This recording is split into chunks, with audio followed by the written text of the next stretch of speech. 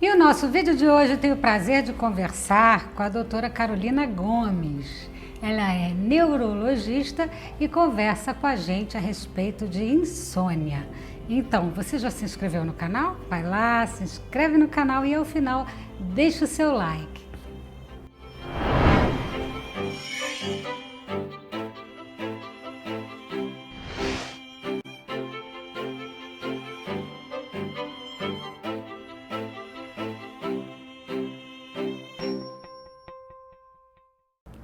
E temos o prazer de conversar com a doutora Carolina Gomes a respeito de insônia, um tema muito importante que com certeza está todo mundo atento, não é mesmo? Então, doutora, muito obrigada pela sua participação aqui no nosso canal. Obrigada a vocês pelo convite. Doutora, não ter tempo para dormir é um fator que pode gerar insônia? Seria isso? Sim, é um dos principais fatores.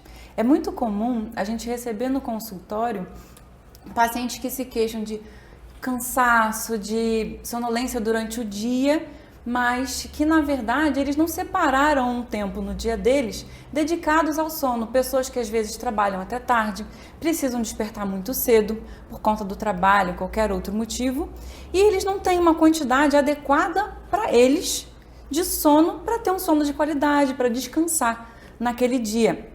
Então, isso ao longo do tempo gera uma privação de sono, com uma série de consequências durante o dia.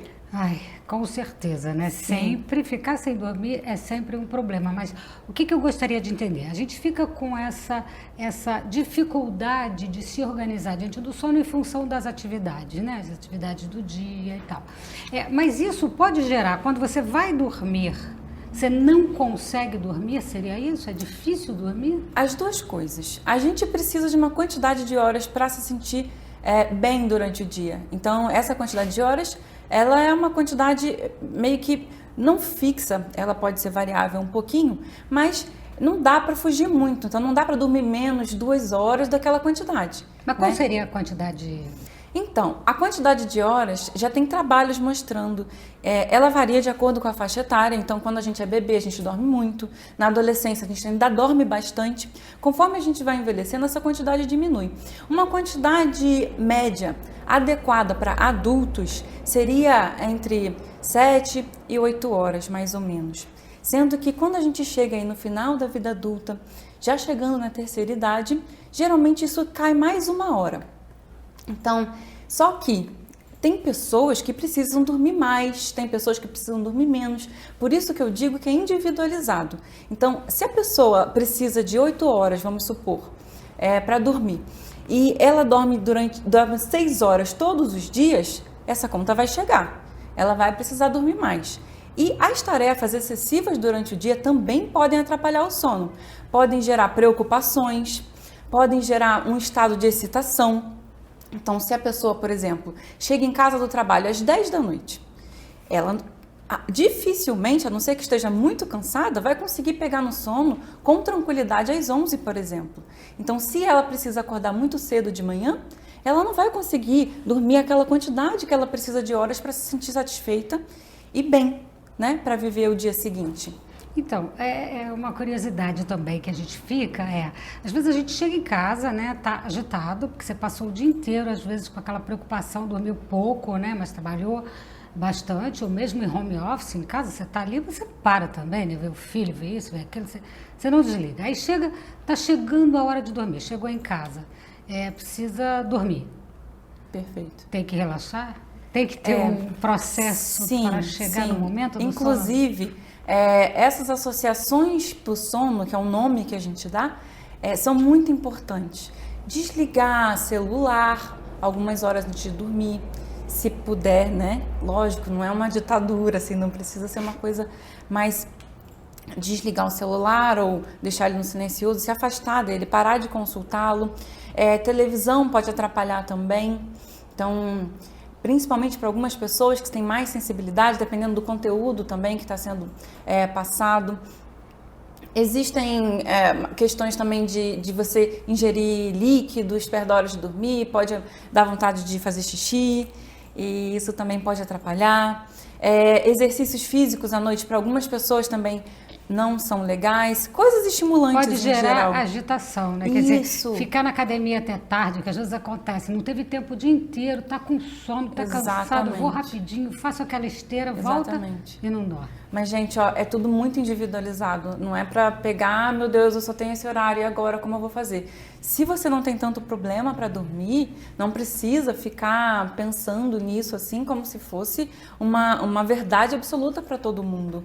Existem pessoas que conseguem se adaptar bem fazendo alguns tipos de exercício um pouco mais tarde e isso não atrapalha o sono delas, certo? Então, a gente dá dicas gerais. Outra coisa importante... porque tem de tudo, né? Tem pessoas que chegou em casa, pode estar vindo da academia, de onde for, deitou, dormiu, né? Tem. Mas as pessoas que não conseguem dormir, que ficam com insônia, um problema, porque fica rolando na cama e chega de manhã, doutora, tem que levantar cedo. Exatamente. E aí, como é que faz? Tem pessoas que têm uma tendência a ter insônia. Principalmente em alguns períodos da vida. Então, às vezes está passando por algum tipo de dificuldade, uma situação mais estressante, um período pior na vida, até às vezes recebeu até algum diagnóstico psiquiátrico, não pensando em doideira, não, diagnóstico psiquiátrico, uma depressão, uma ansiedade. Então, isso pode atrapalhar o sono. O sono, ele pode receber interferências de várias coisas diferentes. Então, vou pegar esse gancho, falando de insônia, gente. Qual é o momento de buscar uma medicação para dormir? Existe um momento que a gente toma essa decisão de iniciar uma medicação, mas o tratamento da insônia não envolve sempre medicação. A gente tem diversos tratamentos não farmacológicos para insônia, que inclusive hoje em dia são considerados padrão ouro, como a terapia cognitiva e comportamental para insônia, que é feita por psicólogos ou médicos certificados.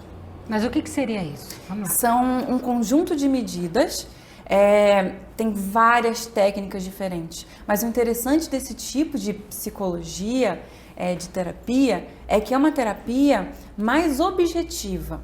Então, são usadas técnicas com o paciente. Vou dar um exemplo, por exemplo. Técnicas para o paciente desenvolver um bom relacionamento com a cama. Uma delas é não ficar na cama sem sono. E isso parece um paradoxo. Ué, doutora, mas eu não tenho que estar deitada esperando o sono vir para ele me pegar lá? Não necessariamente. Não é porque você está deitada que sua mente está relaxada para o sono vir. E o sono geralmente só vem quando a gente consegue ter um estado de relaxamento maior. Se a cabeça está lá funcionando a 1000, fica muito difícil do sono vir. Aí você fica rolando de um lado para o outro. Exatamente. E não dorme. A associação que a gente faz com o horário de dormir acaba sendo ruim quando isso acontece. Então, evitar televisão no quarto, talvez? Não sei. Sim, televisão, fontes de luz também é interessante evitar. Mas também, gente, eu tenho alguns pacientes que vêm procurar ajuda depois de ler essas coisas todas, e ele chega desesperado, porque o sono vira um protagonista da vida dele, e ele só pensa nisso, e ele quer tirar tudo, e ele quer desmontar o quarto dele inteiro. Mas, gente, não é assim. Calma, calma, calma. Então, parte das técnicas de terapia cognitivo comportamental é justamente para desenvolver um melhor relacionamento com o sono em si e tentar tirar o foco do sono para a pessoa não ficar tentando forçar a dormir, porque isso é pior, entendeu? Então, muitas vezes o psicólogo, o terapeuta, ele vai tentar desconstruir essa relação que o paciente tem com a hora de dormir, para deixar mais leve, para que a pessoa esteja na hora. O sono é fisiológico, ele vem. Então, em algum momento vem. Né? Exato, mas você precisa estar relaxada para o sono poder vir. Então, são essas técnicas que são realizadas através dessa psicoterapia para ajudar as pessoas a como se conduzir para chegar ao sono. Mas vamos voltar no medicamento mesmo. O medicamento que a pessoa às vezes lança a mão de tomar. Por quê, doutora, que eu estou perguntando? Porque tem muita gente, com certeza que está nos assistindo, que toma remédio, entendeu? E que tem aquela preocupação, puxa vida, eu tomo há tanto tempo esse remédio, mas se eu paro de tomar um dia, eu não durmo, eu fico a noite inteira acordada, e aí a pessoa gera dependência. Isso é uma grande preocupação, entendeu? Sim. Para as pessoas. Como é que as pessoas devem se conduzir nessa direção? Perfeita pergunta. Remédio tem um momento certo de entrar, tem um momento certo de sair e tem a escolha correta. A gente não tem um medicamento só para insônia. Tem medicamentos, inclusive, que a gente pega emprestado de outras classes, por exemplo, remédios que não foram feitos para insônia.